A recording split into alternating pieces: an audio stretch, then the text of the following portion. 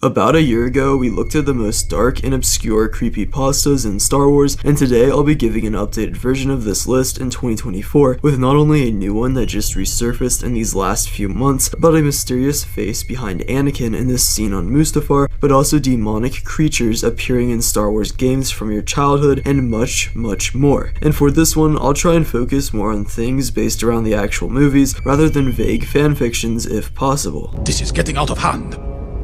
Now there are 2 of them. That's right, Newt, and make sure to watch part 1 when you're done with this video. First up, it's time to address the man behind Anakin in Revenge of the Sith. Now, this first originated on YouTube with some videos posted in February, so about a month or so ago, and ever since I first saw this surface here, I've wanted to cover it in a video ever since. The idea of a detail this bizarre, yet so hidden, going unnoticed for nearly 19 years is unnerving to say the least. Now, I'd really like to find the first posting of this to give credit where credit is due, but it would seem Reddit might have actually beat YouTube here. You disappoint me. As we've got a post from over a month ago on r/movie details, posted from a month ago by u/putaq_Carl0. However, he claims that he saw someone ask Todd Vaziri, a VFX artist who not only works for ILM, but also many specific shots in this film, about who it was, but they were not sure, and now the credibility on that is uncertain, but it is definitely true that it is possible that this detail was looked at a few years ago as well. But in case you haven't watched it yet,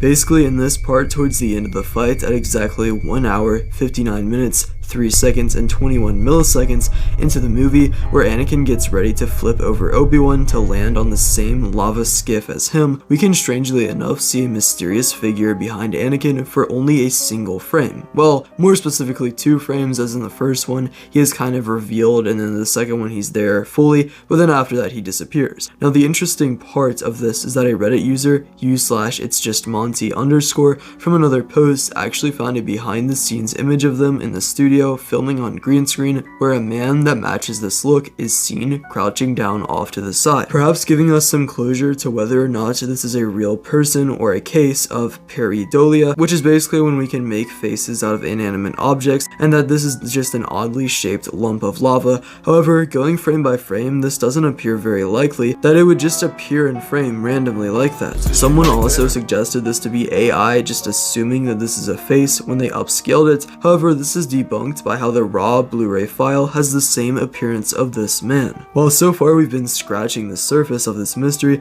it's time to give you a real chill with something creepy. So let me ask you something. Have you ever seen this face before? Chances are you're either A, very confused and worried right now why you mysteriously recognize it, or B, you are familiar enough with the creepypasta space to know Mirjana Mordegard Glesgorv. Basically, the tale goes that this was an old 30-second video back in 2008 of an unidentified man simply staring at you until he smiles at the last 2 seconds. Except, this is only part of the video, and the full 2-minute video has since been removed as 150 people who watched it gouged out their eyes and sent them in letters to YouTube. Also, one employee of YouTube watched who was screaming after 45 seconds of it, and the other people in the room said they heard a high-pitched drilling sound but did not dare to look at the screen. YouTube has since allowed the first segment of it to be uploaded now and there to avoid people from searching for the full video and re-uploading it. Of course, the resemblance here is a catch, but what if Mirjana Mordegard Glesgorv has been bleeding his way into our childhood movies to appear in cryptic moments that some unlucky souls happen to catch in the corner of their eye, leading to disturbing altered versions of the film to play, such as Obi-Wan's skin rotting off of his body after being exposed to the man in full after Anakin leaps up, or Skywalker eating his Just hope you don't come across an occurrence like this. Also, just so you know, we have a new spring drop of merch with 3 new hats with a smaller and more clean design where the logo isn't quite as big in the frame, and also you get Graduation by Kanye West, that album cover, but instead of Kanye, it is, of course, Watto, which is a pretty cool design in my opinion at least. If you really want to help with the channel, please consider joining, as that would really help me out, but yeah, enjoy. Oh, and one more thing, as you see, I updated the leaderboard so that we now have the Vader without a mask at number 3, instead of Mace Windu. I should have done that a few months ago, but I never got around to it. Next up is the many different Legends contingency orders for the clones that might not perfectly fit under the Creepypasta tag, but are still a great addition to the dark side of Star Wars, so to speak. The most terrifying one would have to be Orders 37, which has its description off of Wikipedia reading like this. Order 37 entails capture of a single wanted individual through the mass arrest and threatened execution of a civilian population. Follow-up directives include scenarios for body disposal of civilian casualties and suppression of communications. So what I find morbid about this is that not only did this insinuate the execution of an entire city of civilians, but also that the clones would be trained and or commanded on how to dispose of the bodies, perhaps from commands of Palpatine himself, and also how to cut off comms so that, I don't know, any potential Jedi are hanging around, they don't get all greater good on us, and not to let it slide. All this leads me to the horrifying belief that perhaps the clones committed this before, but just always kept it a secret and under radar, which is pretty awful to imagine. While most of the other 150 contingency orders were somewhat boring, at least in my opinion, Order 65 is still quite interesting in that it's almost a complete reverse of what Palpatine killing the Jedi was. Basically, the GAR, Grand Army of Republic, in the case of either the Chancellor being voted on as unfit for issuing orders by the majority in the Senate, or by the Security Council claiming them unfit for orders, the GAR may remove him from office by lethal measures if necessary, basically implying they could kill him. It's simply weird to think about why they would include something like this in there, considering how Palpatine is supposed to be in control at all times. Next up is Nugtosh, which has some importance to me at least, as it originates from the 1999 game Star Wars Racer,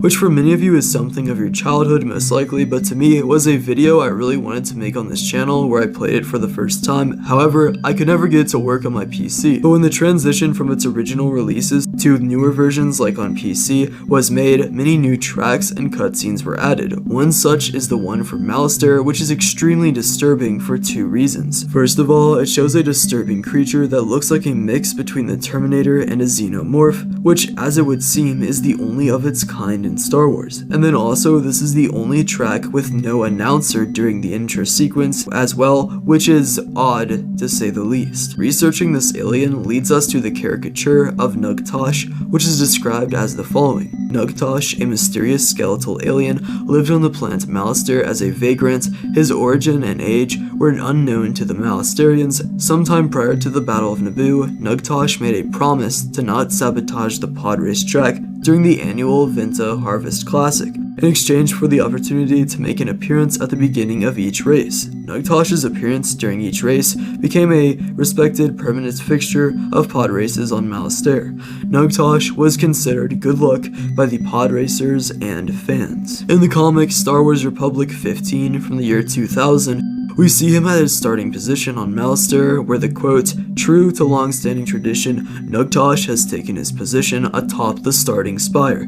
To me, I like to think that Nugtosh is some sort of all-powerful demon in the Star Wars galaxy that represents some form of satanic or real-world demon out of place in this universe that allows the racers to perform, but could at any point destroy them all if he so desired. And all credits goes to Eckhart's Ladder for being the one to truly first bring this into the light with the full video he dedicated to the topic, so go check that out after watching this video. Now I have two more theories slash creepypastas to go over today. The first is the idea that when making Attack of the Clones, George originally had plans to not only have the Kaminoans be inspired by the aliens from Close Encounters of the Third Kind, but to literally be the aliens from said movie. Just a bizarre tie-in to a different universe entirely that might have raised some eyebrows as to its inclusion had it gone through. Then again, this is the same series that has ET aliens in one scene in The Phantom Menace too, so I suppose there is that. Lastly is the creepypasta of Proboscis Luke, which I thought would be some good brain rot to end the video. Okay, not really, it's kind of creepy in its own way, but we'll kind of just read the actual story itself. So reading from the creepypasta, when I was a kid, I had a surreal and terrifying experience watching a VHS of the special edition of Star Wars A New Hope with my mom.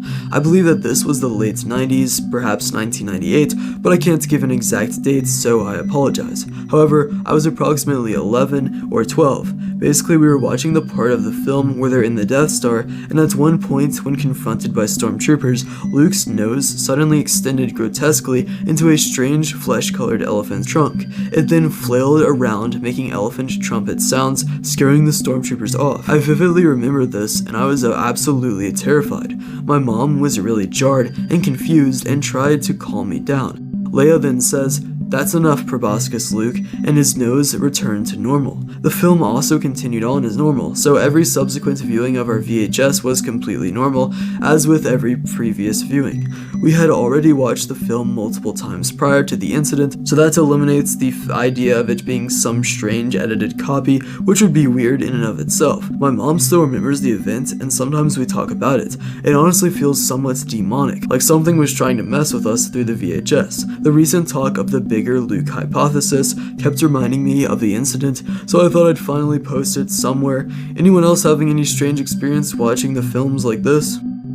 So my thoughts on that creepypasta, it's pretty weird, but like at the same time, I could imagine being a little tiny kid and having this weird childhood memory. I feel like that'd be really, really disturbing now that I think about it. So yeah, it's just so like weird, but it's like weird in a creepy way that I feel like it just barely works as a creepypasta. But anyway, that's it for this video. Like I said earlier, you can subscribe if you want to. I mean, if you enjoy the video. I have a video on liminal spaces about Star Wars. I also did a part 1 to this one about more creepypastas. However, I post videos every Friday at 5 o'clock p.m. Eastern Standard Time, and I also post shorts every Saturday. But yeah, see ya.